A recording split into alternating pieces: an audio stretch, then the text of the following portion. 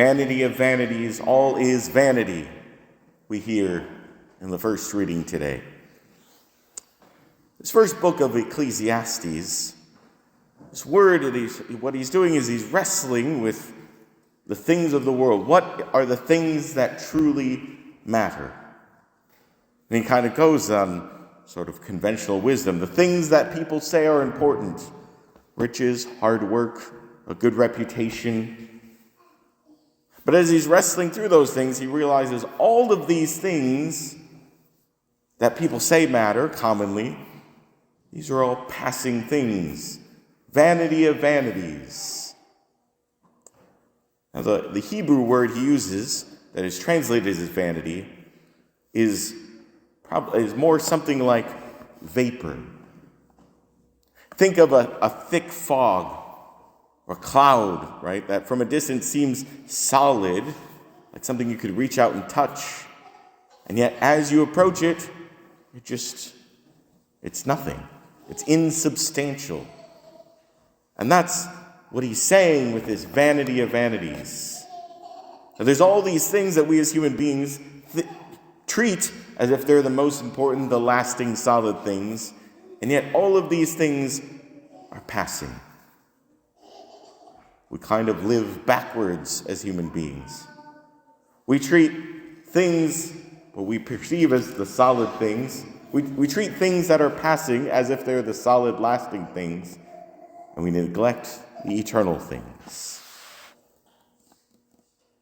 So this figure, Koheleth, is wrestling with this here in our first reading today. If all is passing, if nothing is lasting, and we're all going to die, then what are we living for?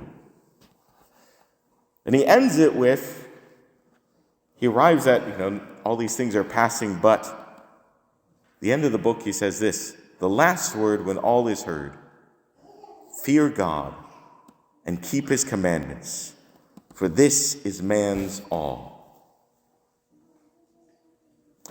That he recognizes, even though he doesn't exactly arrive at a perhaps satisfactory answer, that the answer is somehow to live for God. Somehow that is the answer. Even when he doesn't understand, even when he doesn't know where all of this is going, yet somehow the answer is there in the Lord, to live for him. Jesus Christ, then, is the more fuller answer to Koheleth's questioning. Christ is the answer. And because in Christ, well, first of all, we see him speaking of similar things in our parable today, but even in things like the Sermon on the Mount, that the things that humans tend to value with earthly wisdom are not the most important things. Think of the Beatitudes on the Sermon on the Mount. As humans, we tend to value and cling to wealth, pleasure, power, and honor. And what does Jesus say in the Sermon on the Mount? Those aren't the most important things. Blessed are the poor, for theirs is the kingdom of heaven. Blessed are those who suffer and mourn. Blessed are the weak, the meek. And blessed are those who are dishonored for my name. That he's trying to get us to do a total shift, to point out how we as human beings are living backwards, clinging to passing things like they're eternal and lasting, and neglecting the eternal things. As he says in our gospel today, thus it will be for those who store up treasure for themselves, but are not rich in what matters to God. But how Christ is more fully the answer is we recognize in Christ, God himself has infused himself into our human experience, including death. And yet he draws us through death to life, which all of a sudden puts a whole new spin on this human experience, that death no longer has power over us. When we live with God and the things of God, then everything we do now echoes into eternity. That my fear of death no longer has power over my life. Because as we heard in the second reading, we've died with Christ in baptism, and when we give our life to him, we've died to Christ, in Christ, and thus to this world and to ourselves and to the passing things. But now we can fully and truly live. Death and the fear of death, when I live in Christ, no longer has power over my life, and that changes everything. So simply, where all of this is going, what Christ is pointing to, that it's all about to love God, and with him to love our neighbor. And everything else is in service to that.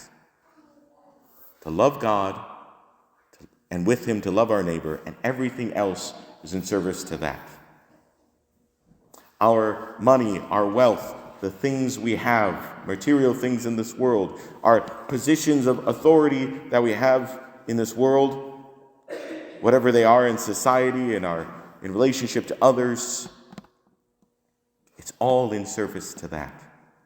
Wealth, pleasure, power, honor are not meant to be things in and of themselves, but are only ordered by love of God, and with God, love of neighbor.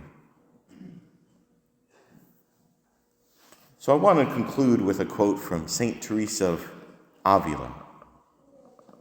She has this quote of recognizing that the things of this world is passing and God alone is enough. She says, "Let nothing disturb you.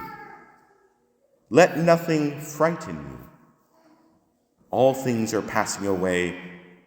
God never changes. Patience obtains all things.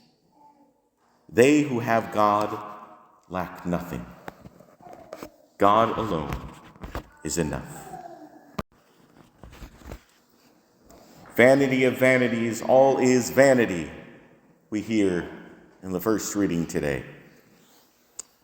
This first book of Ecclesiastes, this word, what he's doing is he's wrestling with the things of the world. What are the things that truly matter? And he kind of goes on sort of conventional wisdom. The things that people say are important. Riches, hard work, a good reputation. But as he's wrestling through those things, he realizes all of these things that people say matter commonly, these are all passing things. Vanity of vanities. Now, the Hebrew word he uses that is translated as vanity is